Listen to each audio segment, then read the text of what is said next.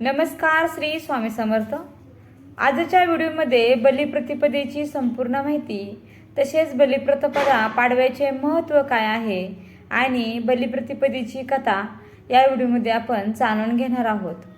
दिवाळीच्या दिवसामध्ये बलिप्रतिपदा असते। यावर्षी 1 नोव्हेंबरला लक्ष्मीपूजन आहे आणि लक्ष्मीपूजनाच्या दुसऱ्या दिवशी बलिप्रतिपदा, म्हणजेच यावर्षी 2 नोव्हेंबरला कार्तिक शुद्ध प्रतिपदेला बलिप्रतिपदा म्हणजेच दिवाळी पाडवा साजरा केला जाणार आहे। जगभरात पती पत्नीच्या नात्यातील अतूट प्रेमाच्या या सणाला फार महत्त्व आहे।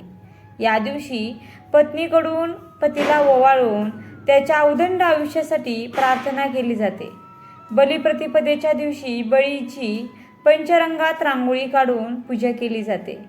यावेळी इडापिडा टळो आणि बळीचे राज्य येवो अशी ही प्रार्थना केली जाते। 3.5 शुभमुहूर्तापैकी एक असणाऱ्या दिवाळी पाडव्याचे महत्त्व आज आपण जाणून घेणार आहोत। बलिप्रतिपदा म्हणजेच दिवाळी पाडवा आणि हा तो सण आहे जो वाईटावर चांगल्याचा विजय म्हणून साजरा केला जातो आणि अन्यायावर सत्याचा विजय म्हणून साजरा केला जातो। पाडवा हा 3.5 मुहूर्तापैकी एक मुहूर्त आहे। नवीन कामाची सुरुवात करण्यासाठी हा दिवस अत्यंत शुभ मानला जातो।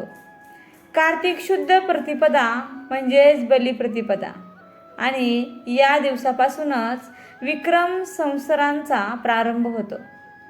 या दिवशी गोवर्धन पूजा देखील केली जाते। या दिवशी अभ्यंग स्नान करून स्त्रिया आपल्या पतीला ओवाळतात। या दिवशी सोने खरेदी करतात, सुवासिनीकडून पतीचं औक्षण करतात।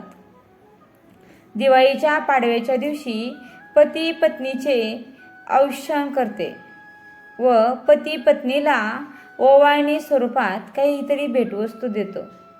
नवविवाहित दाम्पत्यासाठी पहिली दिवाळी पतीच्या माहेरी साजरी केली जाते। याला दिवाळी सण असे म्हणतात। या निमित्त जावयास सासरवाडीकडून निमंत्रण दिले जाते आणि त्यांना आहेरही केला जातो।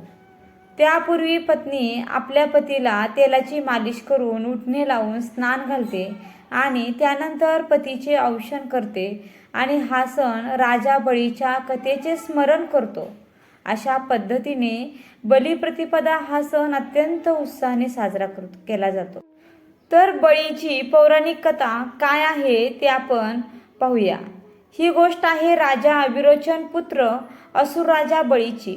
राजा बळी अत्यंत दानशूर होता। खरं तर भक्त प्रल्हाद याचा नातू म्हणून देखील त्याची ओळख होती। राक्षस कुळात जन्म घेऊन सुद्धा चारित्र्यवान, विनयशील, प्रजेचा हितचिंतक अशा रूपाने ते प्रख्यात असे।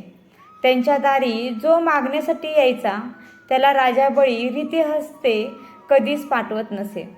त्याच्याकडे अफाट संपत्ती होती। देवांचा त्यांनी आपल्या बळाच्या सामर्थ्यावर अनेकदा पराभव केला होता, म्हणून तो त्रैलोक्य विजेता असे। त्याला फार त्याचा गर्व होता। त्यांना आणि त्याचा गर्व हरण करण्यासाठी भगवान श्रीहरी विष्णू यांची निवड करण्यात आली। एकदा राजा बळीने यज्ञ करण्याचे ठरवले।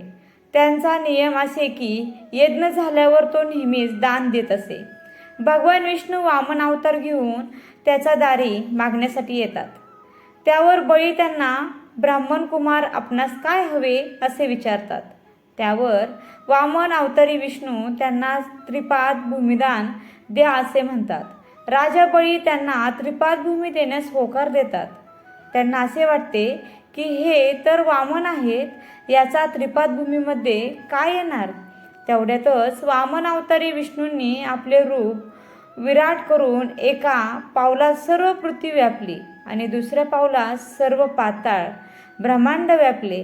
आता त्याच्या 2 पावलातच राजा बळी सर्व गमावून बसल्यामुळे त्याच्याकडे देण्यासारखे काहीच नव्हते। आता तिसरा बाई कोठे ठेवू असे ब्राह्मण कुमाराने विचारल्यावर राजा बळी विचारात पडला आणि मग काही वेळा विचार करून त्यांना म्हणतात की महाराज, आपण आपले पाय माझ्या डोक्यावर ठेवा असे म्हणताच वामन आपले तिसरे पाऊल त्याच्या डोक्यावर ठेवताच बळी पाताळात सामावतात तेव्हा श्री विष्णू त्यांना पाताळाचे राज्य देतात आणि वर मागण्यास सांगतात. त्यावर बळीने उत्तर दिले की देवा, आता पृथ्वीवर माझे राज्य संपणारच आहे. माझी इच्छा आहे की पृथ्वीवर दरवर्षी 3 दिवस तरी माझे राज्य म्हणून ओळखावे. यमासाठी यमदीपदान करणाऱ्यांना कधीही यमाचा त्रास होऊ नये. त्याच्याकडे लक्ष्मीचा नेहमी वास असावा आणि ते 3 दिवस अश्विन मासातील कृष्ण पक्षाची चतुर्दशी, अश्विन अमावस्या आणि कार्तिक शुद्ध प्रतिपदा याला बळी प्रतिपदा किंवा बळीराज्य असेही म्हणतात. त्या दिवसापासून बळी प्रतिपदा करण्याची प्रथा सुरू झाली. पाडवा हा 3.5 मुहूर्तापैकी एक मुहूर्त आहे. या दिवशी व्यापारी वर्ग नववर्षाची सुरुवात मानतात.